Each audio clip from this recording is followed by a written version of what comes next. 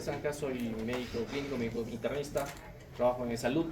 Vamos a dar inicio, les doy la bienvenida en esta asignatura preámbulo para su internado médico y el primer paso ya para su vida profesional. Así que estos temas son importantes, son fundamentales para su desarrollo profesional, ¿no? Y ya lo tenemos a la vuelta de la esquina, así que el tiempo no se recupera. ¿Listo? Vamos a empezar a hablar de un tema importante, es un tema que, hablando un poco de terapéutica, sabemos que terapéutica es una ciencia que algunos lo consideran parte de la farmacología, otros no. Y consideramos que de repente esa parte, es una ciencia aparte como rama de la medicina, en la que es justamente trata del arte, ¿no? Como hemos ido tocando en las clases prácticas. Es un arte en la aplicación de medicamentos y estrategias no farmacológicas, ¿no? Ya algunos se darán cuenta que son estrategias no farmacológicas, psicológicas, cognitivas, de salud ocupacional, preventivas, promocionales, quirúrgicas, en fin. Por eso en la asignatura no solo tocamos temas de manejo clínico, sino de manejo médico quirúrgico, y eso lo vamos a ver en las prácticas. Listo, la participación, como les digo, es importante para la asignatura, entonces eso también resta un poco, ¿no? Están un poco apretados, no sé, creo que la ventilación también no está tan buena, así que no lo voy a apagar la luz, no porque será que se duerman atrás. Vamos a iniciar un poco con el tema, no sé, creo que se ven acá.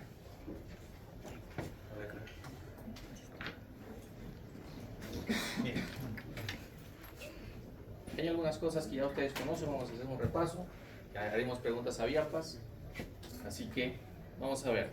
Ya hemos hablado un poco de terapéutica, hablaremos ahora un poco de lo que es y siempre hago la misma pregunta y redundo en la pregunta, ¿no? La repito porque hablar de medicamentos desde el punto de vista farmacológico, ya creo que está de más decir cuál fue elaborado primero, el medicamento genérico o el medicamento de marca, ¿no? Creo que ya está claro, ¿no? El medicamento, ¿cuál fue primero elaborado? El medicamento de marca, ya, para quienes tienen dudas todavía, en el proceso de una elaboración de un principio activo, de un medicamento que sale al mercado, primero es el medicamento de marca. Si tenemos un paracetamol versus no quiero hablar de marcas, pero por ejemplo un Panadol, pues será elaborado el Panadol, ¿no? Entonces, ¿alguien tiene una idea clara ya de por qué es el de marca primero? A ver, si ya la mayoría está, llamo, el último de esta fila. ¿Qué idea? ¿Por qué es primero el de marca? El último, a ver. Está pegado a la ventana, ya que se va a salir. A ver, pongámonos de pie ahí solamente para tenerlo a ver. Si es que no tenemos claro, muy bien. No, para eso estamos aquí. ¿Mayor protección? A ver aquí, el de plomo, por favor. Compañero de plomo. No lo conozco todavía. Para, de alguna manera, apropiarse o dañarse al nombre del medicamento, o al venderlo como suyo. Adueñarse. O sea, quien puede, puede. Ya lo hemos visto también en la clase práctica. Primero es el de marca porque el laboratorio, hay una iniciativa de un laboratorio, la empresa farmacéutica, que va a investigar una nueva molécula para beneficio de la población y va a buscar que le den la patente, ¿no? Que nadie más pueda elaborar este medicamento hasta que este medicamento pase todas las pruebas y pueda salir al mercado y toda la inversión que ha empleado, recursos, infraestructura, personal, económico, pueda recuperarse. Una vez que expira la patente, que en promedio son 15 a 20 años, como vamos a ver es promedio, porque va a variar si es que fue observado, si es que no pasó a la siguiente fase, una vez que expira, vienen otros laboratorios que pueden a un menor costo, ya vencida la patente, ha expirado, poder elaborar medicamentos mucho más económicos, ¿no? Que se llaman genéricos. Y entonces, finalmente, ¿cuál es el que le da el valor en relación al medicamento? ¿Por qué el de marca es más caro? ¿Por qué en relación al medicamento genérico? Porque muchas veces ustedes, lo vuelvo a repetir, el paciente le va a decir, doctor, yo quiero que me dé un medicamento de marca porque el de genérico no sirve para nada, me han dicho que no es igual, ¿no? Y ustedes le van a decir, sí, pues mejor el de marca, cómprenselo, ¿no? Paracetamol de 50 céntimos, va a la farmacia, 5 soles. Este doctor, que ya tengo dinero, va a gastar, viene a reclamar. Sí, bien. Bien, gracias. Entonces, pasamos al links también, ¿sí? Gracias. Entonces, no hay diferencias en sí del medicamento en cuanto a hablar de principio activo. Ya sabemos que un medicamento está constituido por principio activo, el excipiente o vehículo, ¿no? Y el coadyuvante. Que el coadyuvante si quiere lo agregan, si no, no. Pero lo que no puede variar es el principio activo. Por eso, por lo tanto, ninguno de los dos es diferente al otro. Son iguales. No puede haber variaciones. Por eso se utiliza la denominación común internacional como medicamento genérico, porque está implícito, está entendido de que es igual al de marca. Solamente que el costo es mayor. ¿Por qué? ¿Qué cuesta más? ¿El excipiente o el coadyuvante? No, pues, el coadyuvante no, porque si quiero lo agrego, si no, no. Será el excipiente, ¿no? El excipiente o vehículo en el que va a ser, pues, la presentación, el color, la cubierta entérica, de la acción prolongada según la cubierta, o puede ser también que el medicamento tenga un vehículo que permita unos segundos, un minuto antes de velocidad de absorción superior al genérico, pero finalmente el principio activo es el mismo. Y eso es lo que le agrega de repente una diferencia de 20 soles, 15 soles, 80 soles, 100 soles, ¿no? A veces también se sobrevalora. Entonces, ese es el punto. Y es justamente hablar de eso es aquí. ¿Por qué son 15 a 20 años? Como pasó en la pandemia COVID. Se acordarán que todos, el 80-90% de los que ustedes han podido conocer que tenían COVID se tomaban ivermectina, ¿sí? Y acá también se los han tomado seguramente.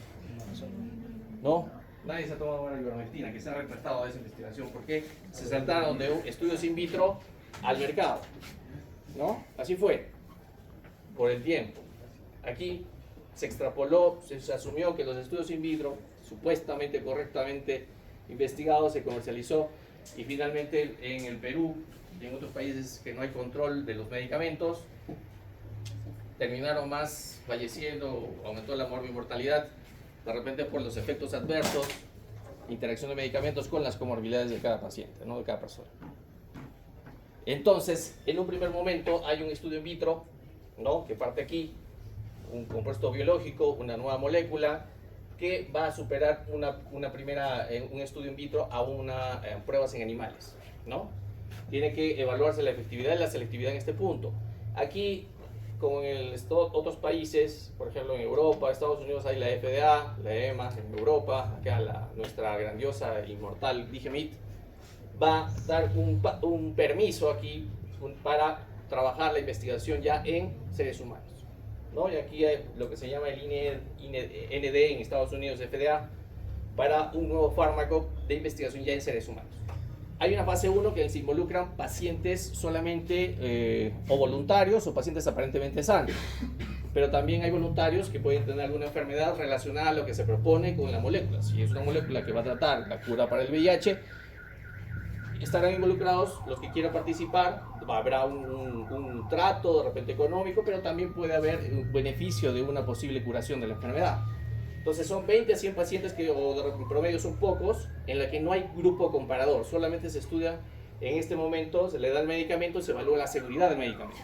La seguridad es lo primero que se va a evaluar en la fase 1. Una vez que se supera la fase 2, de acuerdo a algunos permisos, si se supera, se involucran más pacientes en la que ya hay grupos comparativos, doble ciego, triple ciego, ¿no? Y hay mayor número de involucrados y ya se compara, ¿no? Y acá ya no solo se evalúa la seguridad y farmacocinética en un primer momento, sino que se va a evaluar la eficacia del medicamento, ¿no? Si es que ya hay un beneficio para la enfermedad. Y un tercer paso ya continúa con un mayor número de personas, de pacientes, con grupos comparadores, ¿no? Ya hablamos de 1000 a 6000 en promedio, pueden ser más, ¿no? Y aquí llega un punto en que la NDA hay una solicitud para poder vender el medicamento, ya salía la comercialización. Y aquí, si es que se da el pase según la FDA o nuestra DIGEMIT, que a veces mucho se filtra, pero igual ninguna es infalible. En los años 50 hicieron agua en la EMA con los laboratorios Grunenthal, con la talidomida, ¿no? Y no hace poco aquí también, en 2004, con el Rofecoxib, que generó infartos de miocardio, enfermedades cerebrovasculares, que fue retirado en fase 4. Entonces, igual tenemos lo de la pandemia.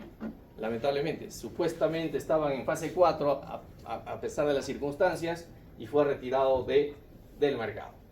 Entonces, en promedio, la patente expira en ese tiempo y allí se puede en ese momento hay laboratorios que van a solicitar fabricar los genéricos. ¿Listo? Y los genéricos son lo que deben prescribir finalmente. Si yo quiero hacer una receta, como ya hemos visto, colocarle al costado el nombre de marca. ¿Listo? Porque el paciente está en la libertad finalmente de comprar el medicamento de su preferencia, pero hay que saber que no tiene diferencia. Si quiere pagar más porque cree, hay que ser claros en dar la información correcta. Bien, ahora hablando de farmacología y la insuficiencia renal. La insuficiencia renal ya es un término que está un poco dejándose de usar. Debería utilizarse desde el punto de vista de reversibilidad, de actuar oportunamente para evitar la progresión de la enfermedad. Es preferible utilizar lesión renal aguda o injuria, ¿no? Eso partió, ya lo veremos más adelante, desde estudios comparativamente cómo se trabaja desde el punto de vista cardiovascular, estudios de cardiovasculares que prefieren ya no utilizar términos de insuficiencia, sino un poco más precisos para actuar. Entonces, tenemos que hablar del ajuste de medicamentos, el ajuste de fármacos. ¿Por qué? Para evitar o identificar posible riesgo de nefrotoxicidad. Porque de ser así, podríamos tener una injuria renal aguda, un AQI, una enfermedad renal aguda o una enfermedad renal crónica. ¿Listo? Entonces, y el paciente, muchos van a terminar de repente en terapia de reemplazo renal, hemodiálisis, diálisis peritoneal, y si no hay un buen control se eleva la mortalidad, puede haber complicaciones y puede llevarlo a la muerte si no consigue un trasplante oportuno, trasplante renal. Entonces es por eso muy importante, son gastos millonarios los que se hacen justamente por no tener la precaución de un ajuste de dosis al tratar a sus pacientes. Entonces tenemos ajuste de dosis ¿para qué? Para prevenir el desarrollo de un AQI o una lesión renal aguda o injuria renal aguda. Para revertir rápidamente el AQI retirando el nefrotóxico, ¿no? Y evitar complicaciones entre ellas la enfermedad renal crónica. ¿Qué sucede en una injuria renal aguda o lesión renal aguda? Normalmente, de forma general, no se debe tomar esto de forma general de reducir la dosis, ¿no? El medicamento muchas veces se tiene que reducir la dosis, pero no se tiene, en la injuria renal aguda no se puede generalizar. Porque en algunos casos, por ejemplo, pacientes con sepsis, podemos dar una infradosis y el paciente va a tener una evolución, no va a haber una buena respuesta y puede evolucionar desfavorablemente y poder tener complicaciones como un shock séptico y poder entrar a UCI y poder fallecer en un 50% en nuestro medio. Entonces, ¿qué sucede en un paciente con injuria renal aguda? No se recomienda hacer una disminución de la dosis a costa de ¿qué? Del aumento de volumen de distribución, ¿no? En relación a qué? A la disminución de la depuración o eliminación de la creatinina, ¿no? Entonces, no se recomienda a costa de esto disminuir en pacientes con injuria renal aguda o sobre todo en pacientes con sepsis, por cualquiera que sea la causa. Pero sí se recomienda en pacientes que tienen, por ejemplo, se puede utilizar cefalosporinas, que son hidrofílicos, ¿no? Los carbapenems, o también tenemos los otros betalactámicos, en el que sí hay que reducir la dosis recomendada en un 25-50%. Ahora bien, en la enfermedad renal crónica sí se recomienda la dosis de inicio. Hay que tomar marcadores, ¿no? de daño renal, como normalmente se utilizan. Hay otros que no, a veces no hay en nuestro medio, pero tenemos que tomar, por ejemplo, la proteinuria, ¿no? Tenemos otros marcadores de daño renal, como ya vamos a ver, ¿no? Y establecer, calcular, lo que se recomienda es estimar o calcular la tasa de filtración glomerular de la creatinina, evidentemente, ¿no? Es lo que se recomienda en comparación a medirla, ¿no? En orina de 24 horas, que el paciente tenga que recolectar su diuresis de 8 de la mañana a 8 de la mañana del otro día, recolectar toda esa cantidad y procesarlo por diferentes medios, que puede tener sus desventajas, que el paciente no pueda recolectar adecuadamente, que una parte la recolectó, la otra lo echó en el baño. Entonces tenemos circunstancias o que el proceso no fue el adecuado, se recomienda la estimación o cálculo. Por eso ya les he hecho llegar a través de la delegada Hanna, por favor, los links de las fórmulas que vamos a utilizar ahora. Que ahora con la ventaja que tenemos aplicativos, apps, podemos calcularlo rápidamente. Solo para que reconozcan cuándo mi paciente puede estar teniendo una injuria o lesión renal aguda de repente por medicamentos, ¿no? Puede ser una causa, ¿no? Cuando, por ejemplo, hay 3 formas de definirlo, según la CADIGO. ¿no? El KDIGO, hay otras guías de práctica clínica, KDOQI, ¿no? La AKIN, pero vamos a tomar las KDIGO, por ejemplo, que habla de un incremento de la creatinina sérica, ¿no? Que va por 0, igual o mayor a 0.3 miligramos decilitro, ¿no? Dentro de las 48 horas. O que aumente mayor o igual a 1.5 veces la creatinina sérica en los siguientes días, teniendo presumiblemente un valor basal dentro de los 7 días previos, ¿no? Puede ser que tengamos un valor de 1 y aumenta 1.5 veces, ¿no? 2.5 en adelante, la creatinina. Pero comparativamente con un valor basal. Si no hubiese un valor basal, porque el paciente es nuevo, se considera el valor epidemiológico de laboratorio referente, ¿no? Por ejemplo, puede ser 1, como valor que ya conocemos, y aproximadamente se toma ese valor. No solamente la creatinina es un parámetro de función renal, sino sabemos si el paciente orina o no. Por eso puede tener una creatinina normal, pero el paciente no orina. Tiene una diuresis que está por debajo de 0.5 miligramos de decilitro en 6 horas. Por ejemplo, surge una pregunta: si el paciente orina 1 litro o medio litro en 24 horas, yo podría calcular, si está en aquí, calculándolo solamente en 6 horas, cuánto orinó por kilo por hora. ¿Listo? Así que puede surgir alguna pregunta por allí. ¿Ya? Y hay 3 estadios según la clasificación aquí, ¿no? Un estadio 1 que va la elevación de la creatinina sérica mayor a 1.5 a 1.9 veces el valor basal, 2 a 2.9 el valor basal, o 3 veces el valor basal. O si la creatinina tiene 4, ya es un estadio 3. Por otro lado, evalúa la diuresis. Como hemos dicho, menor de 0.5, estadio 1 y 2, solo lo que varía es el tiempo, de 6 a 12 horas, o mayor o igual a 12 horas, o menor a 0.3 miligramos kilo hora, si es que es mayor o igual a 24 horas. O una anuria. ¿Cuánto es anuria? Una diuresis de 24 horas menor a... En 24 horas volumen urinario, en 24 horas 500, ¿no? No, 500, todo es 500. Eso es oliguria. Anuria es menos de 100, algunos dicen menos de 50, ¿no? 500, no, por favor. Anuria mayor o igual a 12 horas. Tenemos 3 clasificaciones, algunas les encanta usar la clasificación rifle, ¿no? Algunos dicen, yo prefiero usar, ya no está mucho en uso porque establece 5 categorías, ¿no? De riesgo, injuria, ¿no? Falla, ¿no? Algunos se acostumbran y genera confusión, al decir falla lo consideran equivalente a injuria o lesión. Entonces, no se recomienda pérdida de la función renal o estadio terminal de la función renal.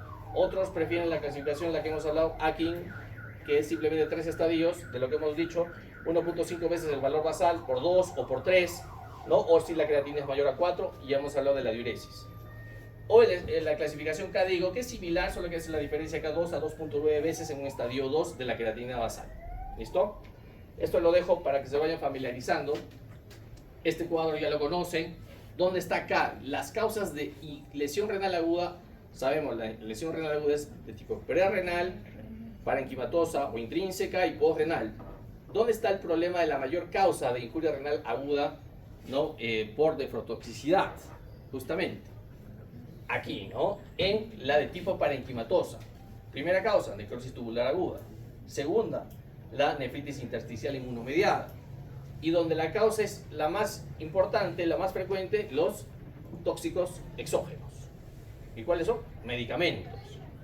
Más allá que tengan pacientes con sepsis o no, ¿cuáles son los más frecuentes? A la cabeza, aminoglucósidos. Clásicamente ustedes van a tener un paciente y que van a observar, y espero que no sean el que se critique finalmente, que posiblemente llegue un paciente, un adulto mayor, típico ejemplo, con una lesión postrenal, ¿no? Una lesión renal postrenal, por ejemplo, un crecimiento prostático, ¿no?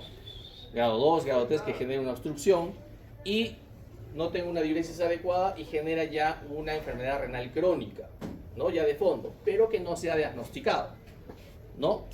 Y cuando viene con una infección urinaria, que es una complicación, ustedes le van a dar lo que a veces se comete el error: colóquenle amicacina o gentamicina intramuscular por 3 o 5 días y con eso se aseguran que el paciente ya no lo vuelvan a ver de repente, ¿no? No lo vuelvan a ver porque o cambió de médico y ya ahí quedó. ¿Qué sucede? Ese es un error común de asumir que el paciente de repente no tenga una enfermedad renal. Hay que evaluar al paciente de forma individual. Entonces, hay que tener cuidado al dar aminoglucósidos, ¿no? Porque son nefrotóxicos de por sí como efecto adverso y son ototóxicos.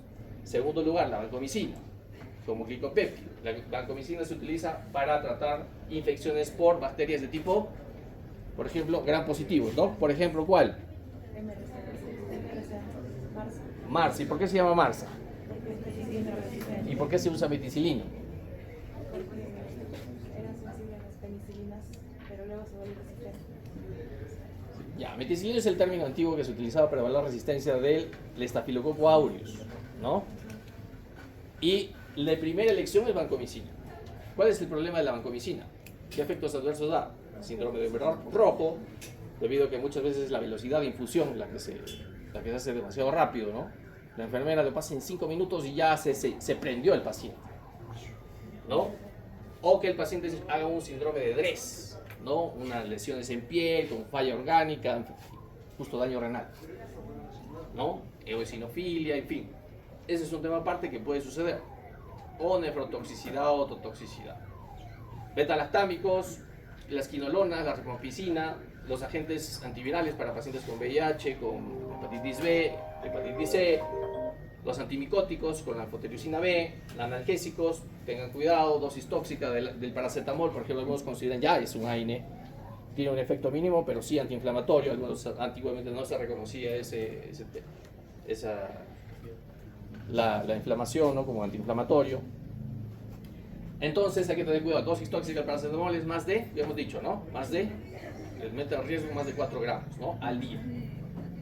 Pero hay naproxeno, ibuprofeno, aumenta el riesgo. Las sustancias de contraste, sea el yodadas o el gadolinio, tienen riesgo de nefrotoxicidad. Pero ya las sustancias de contraste en nuestro medio deberían, si se usan de baja osmolaridad o osmolaridad normal, ya no debería haber este problema, ¿no? Pero se siguen usando muchas veces de alta osmolaridad que generan daño renal, ¿no? Si el paciente, encima, si tiene una enfermedad de fondo, una enfermedad renal crónica, peor aún, ¿no? Entonces hay que tener cuidado y verificar la osmolaridad del medio de contraste.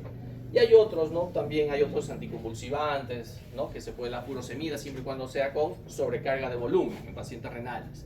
No darlo así nomás sin verificar que haya sobrecarga de volumen. Bien, enfermedad renal.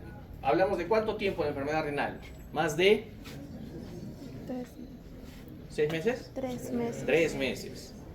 Y una injuria renal aguda es menos de cuánto tiempo, hasta cuántos días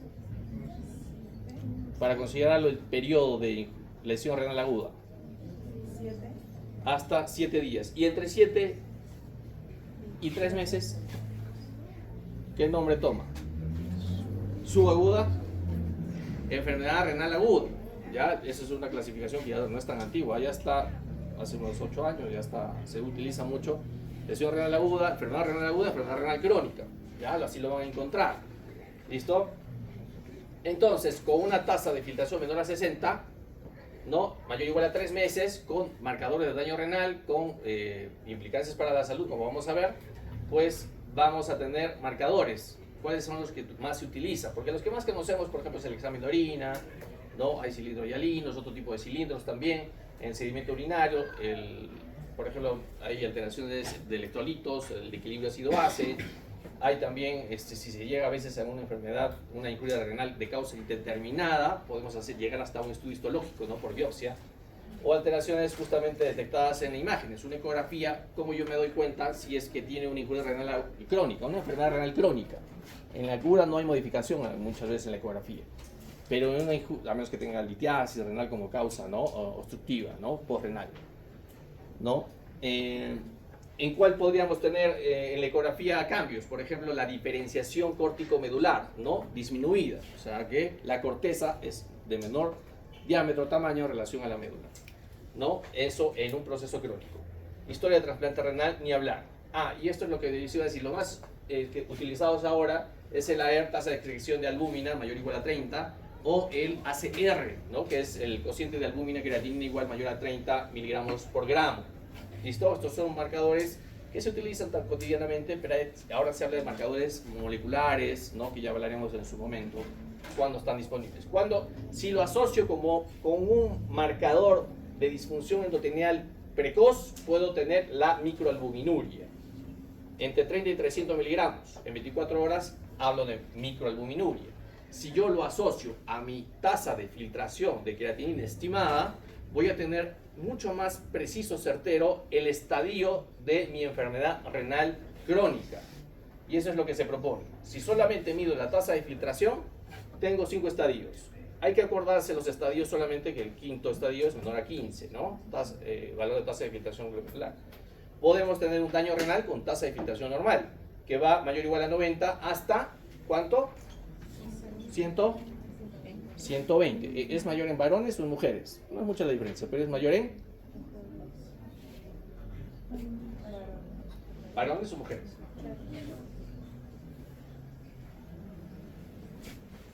En varones. ¿Y por qué?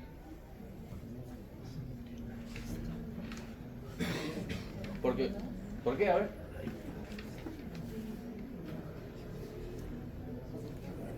¿Y qué hay en la masa muscular? Creatina. Y la creatina es el sustrato para la creatinina. ¿Y de dónde viene la creatina? ¿De dónde? De alimentos, ¿sí? De origen animal. Por ejemplo, las carnes. Pero también sintetizamos creatina. Y también se la toman algunos, ¿no? De repente por ahí uno va al gimnasio y se toma diariamente su vasito de creatina con su licuado, ¿no? Y elimina bastante creatinina en la orina. Y eso puede generar una lesión renal aguda, hasta crónica, ¿no? Entonces la creatina también se sintetiza, nosotros la sintetizamos, ¿no? A nivel hepático, ¿no? Hay en otros órganos también se sintetizan y se almacena en el músculo. Y por lo tanto esa creatina, ¿no? Va a ser el sustrato para formar, bioquímicamente hablando, en creatinina. Entonces, es mayor en varones. Y hablar de tasa de filtración es igual a hablar de depuración de creatinina. Ustedes van a encontrar que lo toman indistintamente, ¿no? Clarence, eliminación, depuración, igual a tasa de filtración de creatinina. No es igual, ¿no? No es igual, son inversamente proporcionales. Hasta en estados avanzados podrían ser ya, tiene igual desenlace. ¿Por qué? Porque si yo tengo una creatinina, como puse el ejemplo, que se lo está tomando, ¿qué va a hacer el riñón? Va a aumentar su velocidad, o sea, su tasa de filtración. Entonces va a eliminar más creatina, porque si no se la acumula va a generar daño renal. Lo va a eliminar. Más acúmulo, sigue tomándose creatinina por ir al gimnasio, quiere más músculo, más velocidad. Hasta que llega un momento en que ya no hay mecanismos de hiperfiltración compensatorios y se va a acumular la creatinina. Y la velocidad va a llegar a un punto en que va a enlentecerse y va a haber daño renal, la tasa va a disminuir, va bajando en los estadios y va a llegar a daño renal. Finalmente, va a haber finalmente un acúmulo de la creatinina y una disminución de la tasa de filtración, ¿no? En un desenlace final sí se tomarían de forma similar, pero en un momento no. ¿Listo? Bien, como dije, albuminuria con tasa de filtración, para estadificarlo, se recomienda según las guías CADIGO, sí, por eso hay que medir la microalbuminuria, ¿no? ¿Cuáles son las causas principales de enfermedad renal crónica en el mundo? Principales. La diabetes mellitus y la segunda, la hipertensión. Ustedes van a las salas de diálisis, van a encontrar pacientes llenos de diabéticos, paciente diabético, hipertenso, diabético hipertenso, o diabético, yo llegué siendo diabético, pero ahora me han dicho que soy hipertenso. Yo nunca he tenido hipertensión. Sí, pues, después se genera de ver una enfermedad renal crónica, una hipertensión secundaria, o una nefropatía o nefrosclerosis, ¿no? Entonces hay otras causas, pero son las principales. Ahí siempre se preguntan las visitas, cuáles son las causas, que este paciente, qué factores de riesgo. Ah, ya por eso fue su enfermedad renal crónica. Por eso va a diálisis, ¿no? Por eso lo tenemos que derivar a su diálisis, ¿no? Son gastos millonarios en diálisis, ¿no? No se podría costear de forma particular muchas veces, ¿no? Una decisión 500, 700, 800 de acuerdo a la clínica, ¿no? Entonces, en el seguro, a veces en el CIS, se le puede dar, ¿no? La propuesta, tasa de filtración hay que estimarla, ¿sí? Factor, ¿cuál es el factor principal de estimar? Factor tiempo. Sobre todo, si es que es aguda, ¿no? Tengo que actuar inmediatamente. Entonces se propone estimar. Salvo que yo tenga la certeza, si tengo la certeza que la estimación es correcta, solo un 10% puede haber una variación hasta un 30% en la tasa de filtración, pero el 90% es confiable. Entonces, si es certero, uso la tasa estimada. ¿Listo? Si considero, por ejemplo, que el paciente, como mencionó ahí, es vegetariano o vegano y defensor de los animales, entonces ya va a alterar la formación de creatinina, ¿verdad? Por lo tanto, ya no es confiable la fórmula, ¿no? Para la tasa de filtración. Entonces, ahí, si no es confiable, mediré la cistatina C, que es otra proteína que se sintetiza a nivel celular, en general todas las células lo producen, que genera, no hay alteraciones ni secreción ni excreción a nivel renal, se elimina tal cual, y por eso se utiliza como un marcador también para, justo en este caso, tasa estimada midiendo la cistatina, ¿no? Tasa estimada de creatinina más medición de cistatina. Pero ¿qué pasa? A veces la cistatina también no es confiable, ¿no? ¿En qué casos? Personas con tabaquismo pueden alterar la eliminación de cistatina. Y en esos casos, ni modo, hay que medirla en 24 horas o formas abreviadas en algunos laboratorios de 4 o 6 horas la orina recolectada. Pero normalmente se hace en 24 horas con todas esas ventajas que puede haber. Tiene sus ventajas, si se hace bien, tiene su ventaja, ¿no? Es confiable, si es que es adecuadamente tomada y procesada. Pero si no, es mejor estimar. Y estadificar mis estadios de acuerdo a eso, ¿no? Ahora bien, en una injuria renal aguda, hay fórmulas que se proponen, ¿no?, para estimar la tasa de filtración, como la tasa de filtración estimada cinética, que está acá. Hay aplicativos que la simplifican, simplemente se ingresan datos y tenemos el resultado. O tenemos las fórmulas para la injuria renal aguda, lesión renal aguda, pero para la enfermedad renal crónica tenemos otras fórmulas, ¿no?, que ya ustedes conocen, ¿no? Ahí tenemos la Cockcroft and Gold, MDR, seca de EPI. Algunos docentes les dirán, utilízate la Cockcroft and Gold. Nunca falla, es actual. ¿Sí? Yo lo he escuchado, me lo han comentado. ¿De qué año es esta fórmula? De 1976. Pero algunos lo usan. ¿Cuál es el problema del Cockcroft and Gold? En su primer estudio reclutaron 236 personas, ¿no? La mayoría fueron de sexo masculino, entre 18 y 92 años, y consideraban como variable el peso.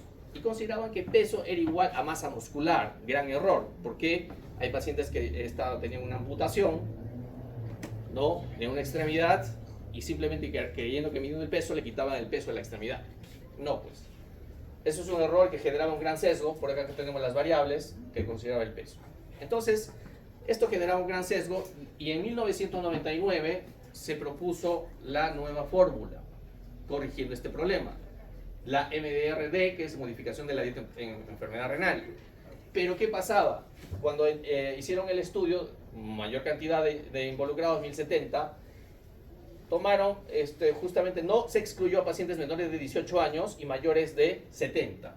También se excluyó a diabéticos tipo 1, que usaban insulina, embarazadas y trasplantados. O sea, no podíamos, un gran número de pacientes estaban justamente en ese rango de edad. Entonces, sí, sacaron 4 variables, ¿no? El cis varón, mujer, la raza, la edad y la creatinina, pero dijeron, para corregir esto le vamos a aumentar la albúmina, la albuminuria, y vamos a aumentarle la albúmina, y el nitrógeno ureico sanguíneo. Pero seguía habiendo el sesgo, y se compararon acá. ¿Qué sucedía? Con tasas de filtración inferiores a 15, las sobreestimaban. Le ponían 20, le calculaban 20, entonces si tenían que ir a diálisis, no, seguían tranquilos. El paciente seguía empeorando y no entraba a diálisis, y el paciente tenía complicaciones, ¿no?, de la enfermedad renal. O que entre 15 y 60, sí, la MDR podía tener un buen rendimiento, pero entre 60 y 90 de tasa de filtración, ahí pasaba cualquier cosa, daba resultados diversos. Y en tasas mayores de 60, con nefropatía diabética y con hiperfiltración, infraestimaban las fórmulas. O sea, ¿qué pasaba aquí? No eran confiables. Entonces ustedes dirán, no, la MDR, me han dicho que ya si no es la Cockcroft and Gold, que es antigua, la MDR. No, tiene sus limitaciones, por eso se generó una nueva fórmula que se propone hasta el día de hoy, la seca de EPI, ¿no? Enfermedad renal crónica, en colaboración con el área de epidemiología en Estados Unidos. desde el 2009 esta fórmula. Y aquí la última versión es del 2021, y que se ha pasado, que le quita la raza, que se considera un criterio no binario, no porque no hay razas puras, de raza negra, y se excluyó y también no se quería entrar en temas de discriminación, así que se retiró. Entonces solamente se considera el género, la edad y la creatinina. Tres variables, punto. ¿Y cuál era su mejor respaldo? ¿Qué pasaba? Que las tasas cuando salían más de 60 eran muy confiables, lo que las otras generaban pues más sesgo. Y cuando eran menor de 60 era un rendimiento similar a las anteriores, que era su fuerte, sobre todo la MDRD. Entonces se proponía utilizar CKD-EPI, pero también tenía problemas en pacientes. Del 87% de pacientes involucrados eran menores de 65 años. ¿Listo? Los de mayores de 65 no se tomaron en cuenta. Allí hasta la fecha siguen en discusión utilizar la FAS o la ECA-FD, que son justamente fórmulas que aplican el factor de corrección para la edad. Pero todavía no se han validado a nivel mundial, todavía no se están proponiendo. Entonces, hay menor sesgo para CKD-EPI con tasas de filtraciones inferiores, pero sobre todo cuando son mayores a 60. ¿Ya? Esto hablando de enfermedad renal crónica. ¿Y para qué me sirven las fórmulas? Para justamente ajustar mi dosis de medicamentos. ¿Listo? En enfermedad renal crónica. Las limitaciones: pesos extremos, pacientes amputados, pacientes con dietas veganas, que se toman creatina, menores de 18 años, con hepatopatías, con ascitis, con embarazo, fracaso renal agudo, tabaquismo, como ya hemos dicho, en estudio de pacientes potenciales renales. En estos casos es preferible utilizar, por ejemplo, la Crocofangol. El tema principal era la de amputaciones, ¿no? Que habían perdido masa muscular y consideraban el peso igual. Hay que medir la tasa de filtración con orina 24 horas o formas abreviadas.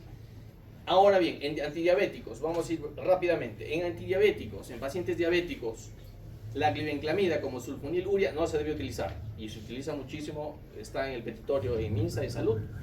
No se debe usar porque tiene eliminación renal. La glipizida sí se puede utilizar, pero hasta tasas de filtración de 30, o sea, en un estadio 3.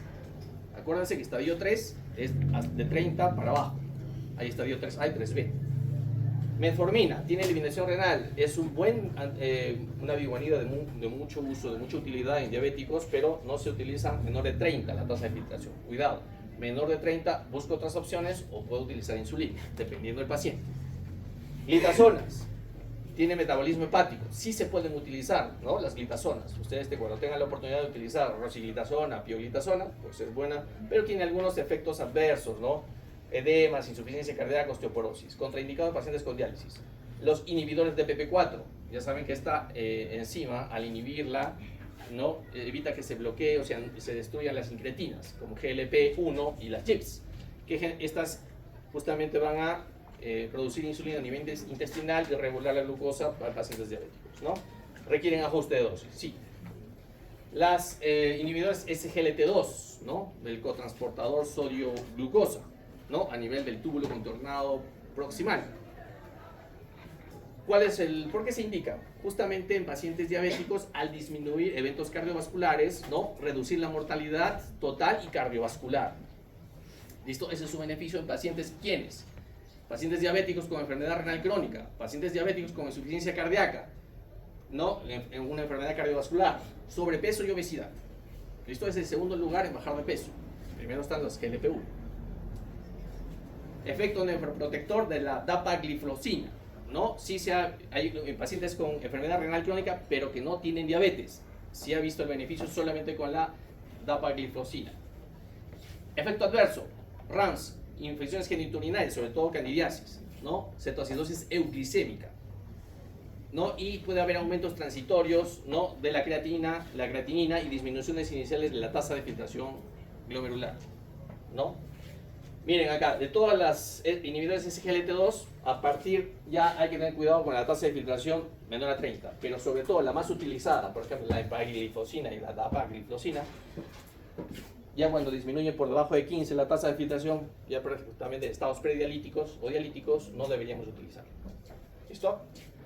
Si yo tengo tasa de filtración menor a 30, y yo necesito bajar objetivos de tasa de hemoglobina glicada, no hemoglicosilada, porque es un proceso no enzimático, es glicada, uso la insulina. Pero la insulina, cuando la tasa es menor a 50, hay que hacerle ajuste de dosis. ¿Listo?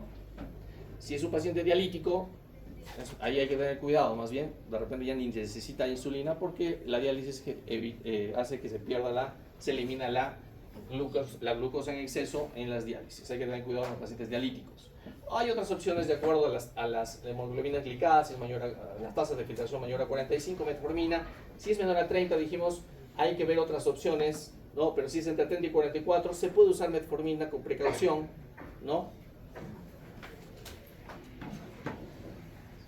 Las estatinas, solo en estado renal avanzado, sí se pueden utilizar, ajuste de dosis. Pero se usan con confianza la fluvastatina y la atorvastatina. Los fibratos para la hipertrigliceridemia, sobre todo, por ejemplo, gemfibrosilo, no se debería combinar con estatinas como atorvastatina por riesgo de por rhabdomiólisis, ¿verdad? Hay que tener precaución en eso, buscar otra alternativa. Ezetimibe, que muchas veces se asocia a estatinas como complemento, es eficaz, se ha demostrado, no requiere ajuste de dosis, ¿no? Que es justamente para las dislipidemias. Aquí, los AINES, hay que tener cuidado de quienes se toman paracetamol con frecuencia, ibuprofeno, naproxeno. Hay que tener cuidado de las tasas de filtración aquí, sobre todo cuando disminuye menos de 10, no se deben indicar. Pueden generar daño renal, sí hay que estar vigilando, ¿no? Cuando hacemos ajuste de dosis, podemos ajustarlo de acuerdo a disminuir la concentración del medicamento o espaciar la frecuencia, ¿no? La dosis. Y eso se propone. Si es de 10 aquí a 50, le doy 500 cada 6. Y si baja mucho más la tasa de filtración, se amplía 8 o 12 horas, ¿no? Cada 12 o 8 horas. Los antiagregantes plaquetarios, siempre se pregunta lo mismo en las visitas clínicas con el paciente, ¿no? ¿Le doy o no warfarina? Es un paciente que está con enfermedad renal crónica, estadio 2, 3. ¿Le doy warfarina? Sí, con confianza no hay problema, porque no tiene eliminación renal. ¿Ya? Eso es en la warfarina. Acá de los antiagregantes, sí hay que tener precaución en la aspirina, clopidogrel, el silostrazol, ¿no? Acá hay prasugrel, ticagrelor y dipirambol, no requieren ajuste. Los pongo en rojo los que se dan con confianza, sin tener ajuste. Warfarina ya les dije, ¿no? La cenocumarol, bueno, que no se utiliza mucho, también no requiere ajuste. Los demás, dabigatran, rivaroxaban, apixaban, a pesar que la apixaban sí se puede utilizar todavía en algunos pacientes con las tasas de filtración hasta de 30, sí se pueden utilizar. Aquí, en enfermedad tromboembólica venosa o TBP, trombosis venosa profunda, enfermedad o tromboembolismo pulmonar, hay que tener cuidado en corregir la dosis con enoxaparina, dalteparina y otras heparinas de bajo peso molecular. Requieren ajuste de dosis. Hay otra forma, por ejemplo, todos los que tengan eliminación renal, evitarlos. Si tienen metabolismo hepático, sí son opción. Si tienen metabolismo combinado, no son opción. Y si tienen eliminación por vía biliar, como las tetraciclinas, pueden ser opción. Algunos dicen, ¿para qué tanto cálculo? Algunos proponen utilizar, si la tasa de filtración está a partir de 50 para abajo, disminuyo 30% del medicamento. Si está por debajo de entre 30 y 50, bajaré otros 30%, y si es menos de 30, bajo un 60%, que es la sumatoria, ¿no? Para algunos que se acuerdan. La ceftriaxona, los betalactámicos, es un buen medicamento que se está utilizando como que fuese una penicilina nueva y está generando resistencia. Se puede utilizar sin ajuste de dosis. ¿Listo? Se utiliza, por ejemplo, en neumonías adquiridas en la comunidad, ¿no? Se utiliza, por ejemplo, en peritonitis bacteriana espontánea y en otras infecciones, ¿no? De piel también. Entonces, cuidado, se puede dar con confianza.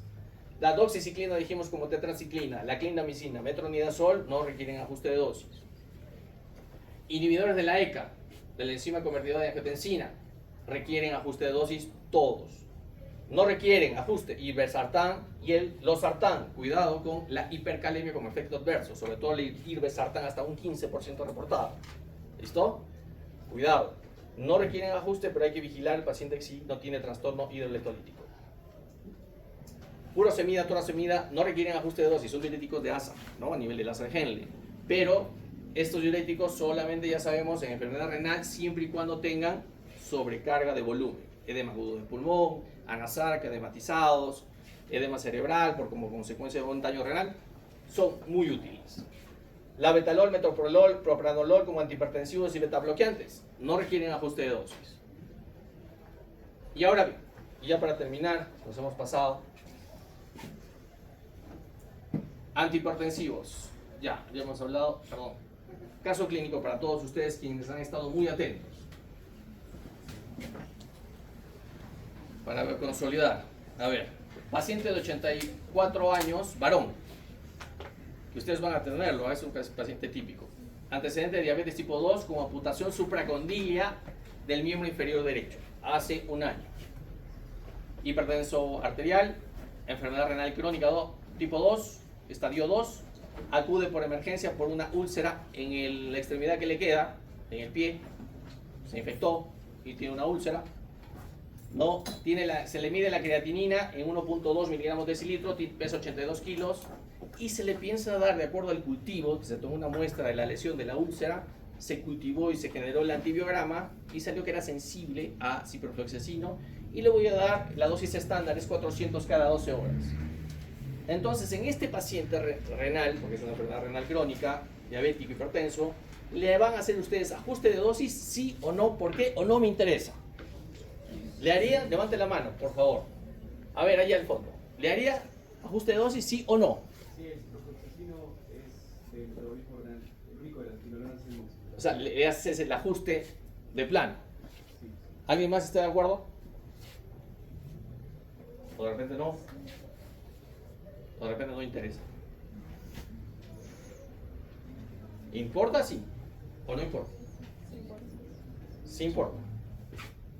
Ya, entonces opción, o sea, ya descartamos esta. Pero los demás supongo que los que no están seguros es que no importa. Este paciente renal, ¿ustedes consideran que se le debe ajustar la dosis de ciprofloxacino? ¿O qué tengo que hacer? ¿Qué tengo que hacer? Calcular, estimar la tasa de filtración. Ya, hasta ahí vamos bien. De eso hemos hablado, ¿no? Hay que estimarla. ¿Por qué voy a decir sí, no importa si ni siquiera le he calculado? ¿No? Ya, pues calculémosla. El primero que le ha calculado con las fórmulas que les he dado. ¿Cuál es el cálculo? ¿Y por qué? Justificar por qué.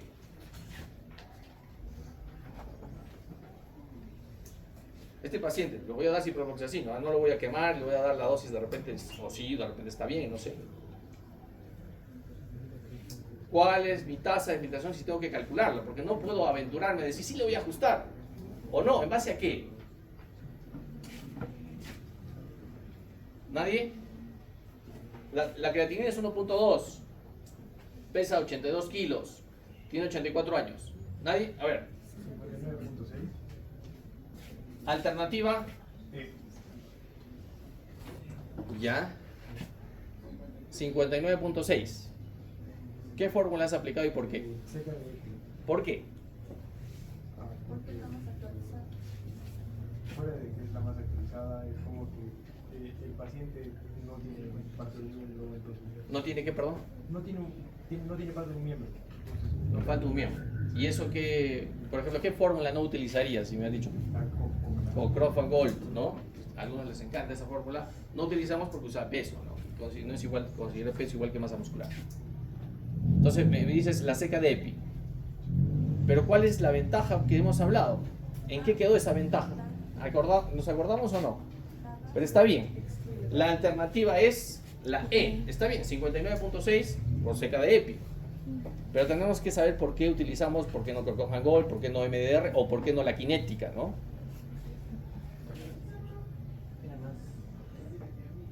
A ver, atrás. Porque la seca de EPI tiene menor sesgo de mayores de 60 años. 60 años. Mayor de 60 años. De 60 años. ¿Es así? No hemos dicho de 60 años, ¿ah? Tasa de filtración más de 60, no 60 años. O sea, sí es una confusión de variables, ¿ah? Por lo tanto, hemos respondido bien, aunque la justificación no está del todo claro.